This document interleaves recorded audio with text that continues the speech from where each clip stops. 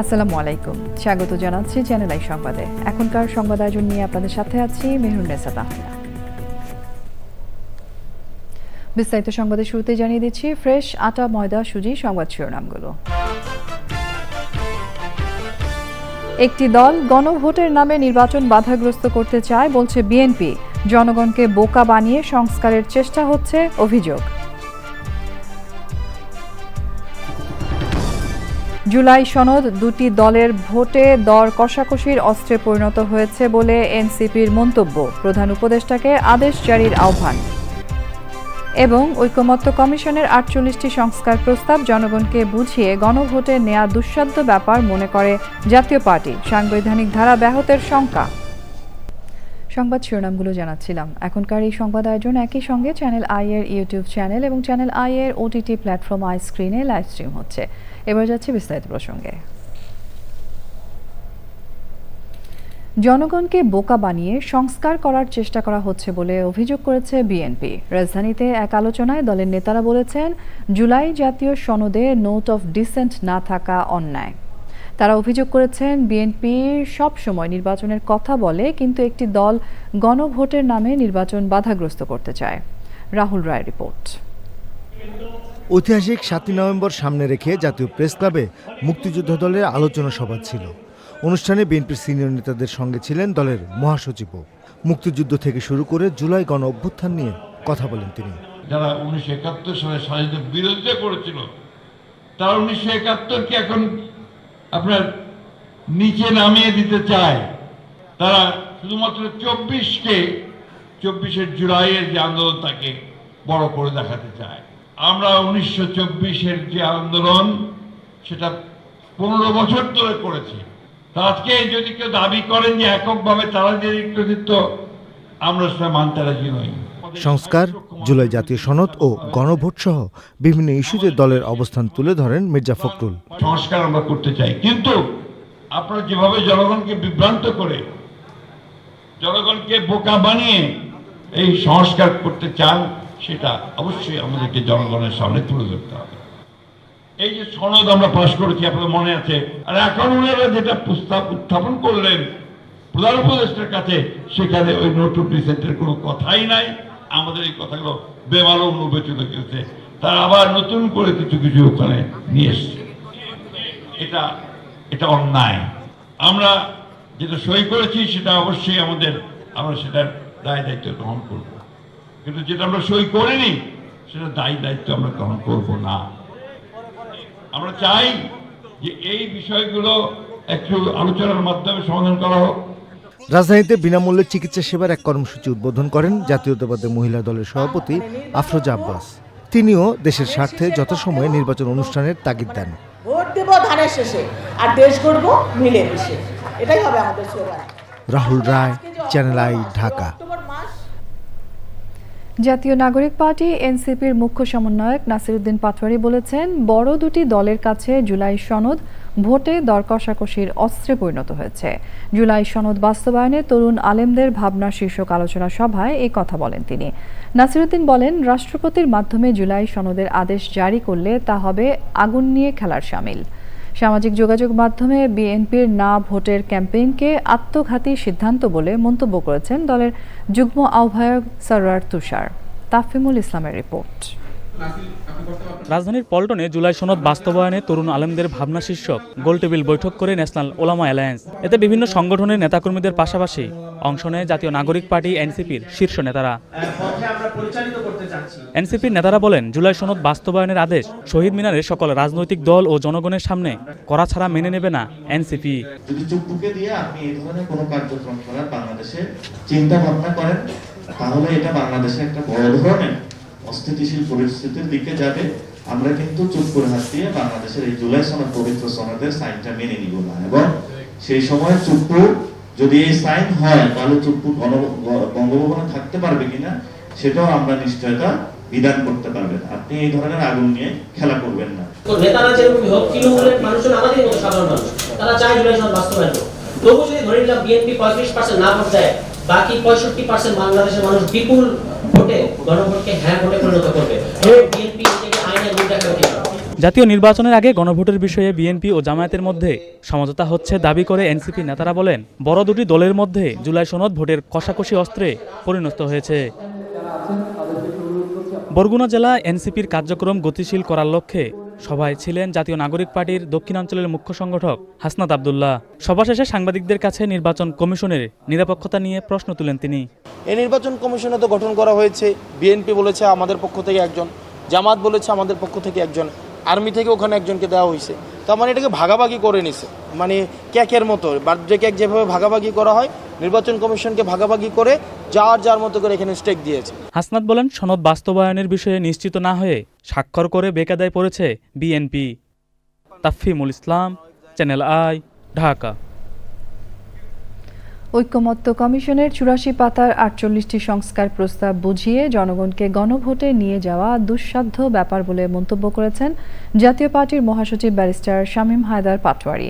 তিনি বলেছেন, গণভোটের মাধ্যমে পরবর্তী সংসদকে বেঁধে ফেলা হলে তা সাংবিধানিক ধারা ব্যাহত করবে। রংপুর নগরীতে দলীয় কার্যালয়ে সংবাদ সম্মেলনে সাংবাদিকদের এসব কথা বলেন জাতীয় পার্টির মহাসচিব। ঐকমত্য কমিশন তাদের কার্যক্রমে ঐক্য সৃষ্টি করতে পারেনি বলেও মন্তব্য করেন শামীম হায়দার পাটোয়ারী। সংবাদ সম্মেলনে আরও ছিলেন জাতীয় পার্টির co chairman Mustafizar Rahman Mostafa, presidium সদস্য SM ইয়াসির আহমেদ ও অন্যরা। ৪৮টি সংস্কার প্রস্তাব বুঝিয়ে তাদেরকে হ্যানা ভোটে নিয়ে যাওয়া আমি মনে করি একটি দুর্বোধ্য ব্যবস্থা হবে এবং এর মাধ্যমে ভবিতব্য সংসদকে বেঁধে ফেলার একটা অপচেষ্টা হচ্ছে। সাংবিধানিক ধারাবাহিকতায় ভবিষ্যৎ সংসদকে কেউ বেঁধে ফেলতে পারে না। ২৭০ দিনের মধ্যে এই সংসদ কার্যকর না করলে অটোমেটিক ইপসো ফ্যাক্টো এই অ্যামেন্ডমেন্টগুলো কার্যকর হবে, এরকম কোনো বিধান সাংবিধানিক জুরিসপ্রুডেন্সে নজিরবিহীন। সংবাদের এই পর্যায়ে আমরা নিচ্ছি একটা বিরতি এবং বিরতির পর্যায়ে থাকছে ভারতের অন্ধ্রপ্রদেশে মন্দিরে পদদলিত হয়ে শিশুসহ ১২ জনের মৃত্যু, হতাহতের ঘটনায় মুখ্যমন্ত্রীর সমবেদনা।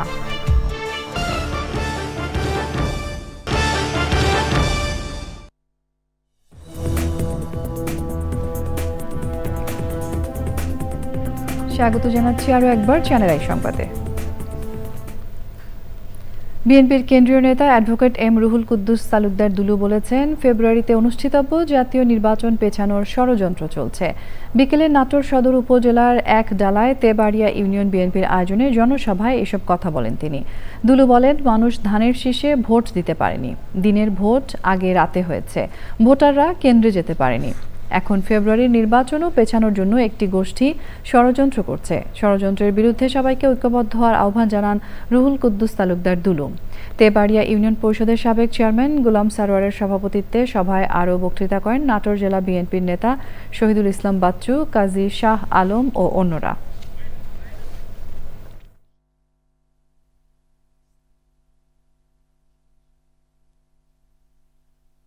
এখনো এই নির্বাচনের কার্যক্রম এবং নির্বাচন যেন না হয়, নির্বাচন যেন কোনোভাবে আরো পিছানো যায়, এই ষড়যন্ত্রে লিপ্ত রয়েছে একটা গোষ্ঠী। আমি আমার মা বোনদের ভাইদের কাছে আমার অনুরোধ থাকবে, আগামী ফেব্রুয়ারি রোজার আগে যে নির্বাচন অনুষ্ঠিত হওয়ার কথা, এই নির্বাচন নিয়ে যদি কোনো ষড়যন্ত্র চক্রান্ত কেউ করে, আপনারা ঐক্যবদ্ধভাবে এই ষড়যন্ত্রকে আমরা মোকাবেলা করতে চাই। বিএনপির ভারপ্রাপ্ত চেয়ারম্যান তারেক রহমানের দেশে ফেরা নিয়ে ষড়যন্ত্র চলছে বলে অভিযোগ করেছেন নিউ ইয়র্ক বিএনপির নেতারা। সংবাদ সম্মেলনে তারা বলেন, অন্তর্বর্তী সরকার ও বিভিন্ন ব্যক্তি তারেক রহমানের দেশে ফেরা নিয়ে নানা সময়ে নানা কথা বলছে। দেশে ফিরলে তারেক রহমানের নিরাপত্তা নিশ্চিতে অন্তর্বর্তী সরকারকে যথাযথ ব্যবস্থা নেওয়ার আহ্বান জানান নিউ ইয়র্ক স্টেট বিএনপির নেতারা। তারা আশা করছেন, কয়েকদিন পর সৌদি আরবে উমরা শেষ করে সরাসরি দেশে ফিরতে পারবেন তারেক রহমান। সংবাদ সম্মেলনে নিউ ইয়র্ক স্টেট বিএনপির সভাপতি অলিউল্লাহ আতিকুর রহমান সহ অনেকে উপস্থিত ছিলেন। আমরা এই সরকারের কাছে জোর দাবি জানাচ্ছি যে তারা যেন আরো 1 মাস এই সুযোগটা বাড়াইয়ে দেয়। তো আমাদের পক্ষ থেকে অনেক সাড়া পেয়েছি।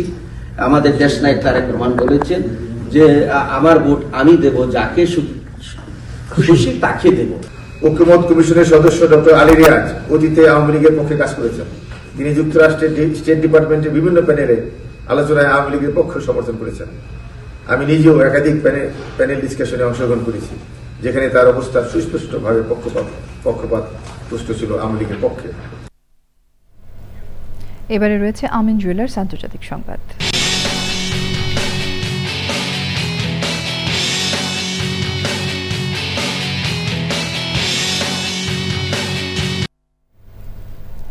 ভারতের অন্ধ্রপ্রদেশে ভেঙ্কটেশ্বর মন্দিরে পদদলিত হয়ে 2 শিশুসহ 12 জন নিহত হয়েছে। আহত হয়েছে শতাধিক পুণ্যার্থী। অন্ধ্রপ্রদেশের এক পুলিশ কর্মকর্তা জানান, শ্রীকাকুলাম জেলার কাশীবুগার ভেঙ্কটেশ্বর মন্দিরে শনিবার স্বাভাবিকের তুলনায় বেশি ভিড় ছিল। অনেক ভক্ত একসঙ্গে সামনে এগোনো শুরু করলে একটি রেলিং ভেঙে পড়ে। ভক্তরা দ্রুত গতিতে ভিড় পার হওয়ার চেষ্টা করলে পদদলনের ঘটনা ঘটে। অন্ধ্রপ্রদেশের মুখ্যমন্ত্রী চন্দ্রবাবু নাইডু এই ঘটনায় হতাহতের পরিবারের প্রতি সমবেদনা জানিয়েছেন। কৃষি সংবাদ।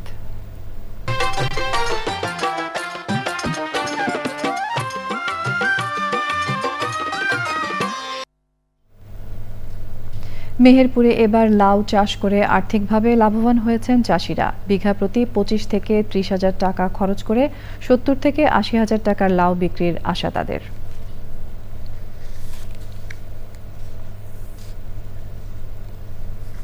এবারে জানাবো প্রকৃতি সংবাদ।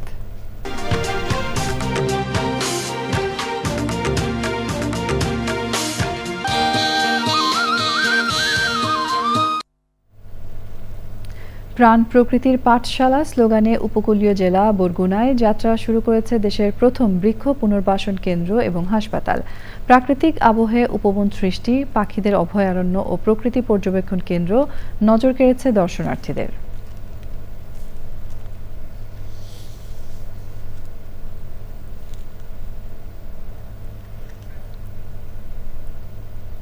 বাণিজ্য সংবাদ।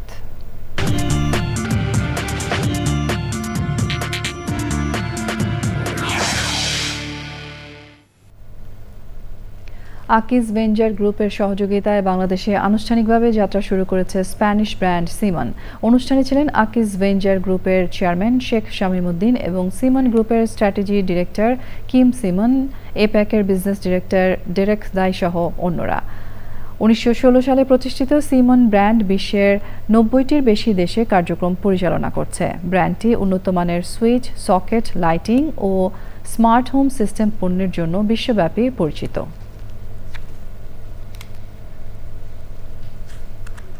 সংবাদের এ পর্যায়ে আমরা নিচ্ছি আরও একটা বিরতি, এবং বিরতির পর খেলার খবরে যা থাকছে।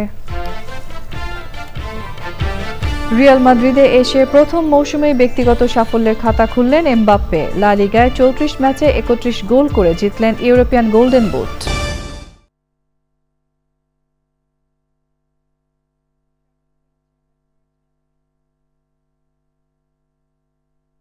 তথ্য প্রযুক্তি বিশেষজ্ঞরা বলেছেন, দেশে সাইবার অপরাধের 8 ধরনের অভিযোগ পাওয়া যায়।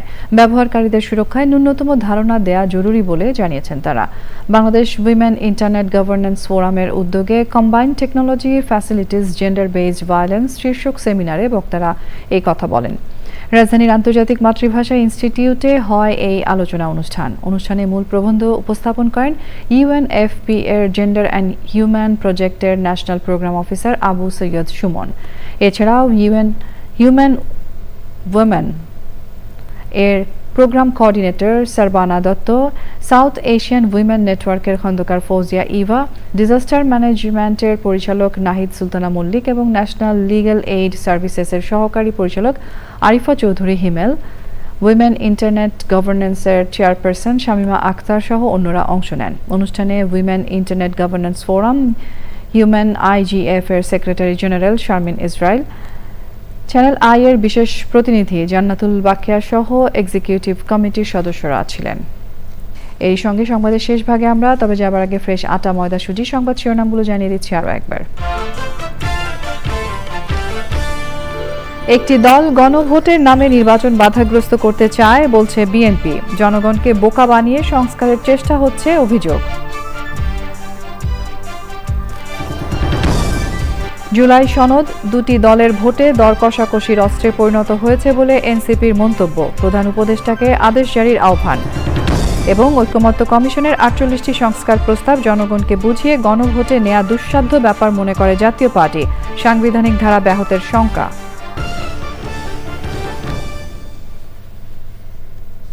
প্রিয় দর্শক, চ্যানেল আই সর্বশেষ সংবাদ জানতে ভিজিট করুন channelionline.com এ। যুক্ত থাকুন আমাদের সোশ্যাল মিডিয়া প্ল্যাটফর্মগুলোর সাথে। এই সঙ্গে শেষ করছি এখনকার সংবাদ আয়োজন। ধন্যবাদ এতক্ষণ আমাদের সঙ্গে থাকার জন্য।